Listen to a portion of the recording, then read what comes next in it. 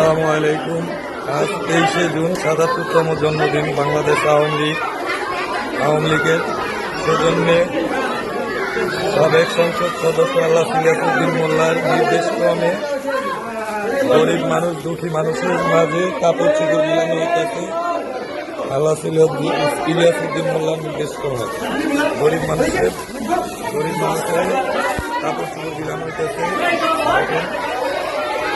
যাতে সবাই পায়। ওই আল্লাহ সিলিয়াসউদ্দিন মোল্লার নির্দেশে কাপড় চোপড় বিলানো হইতেছে গরিব দুঃখ ছেলেবেলেদের, যারা কাপড় চোপড় নাই তাদের জন্য।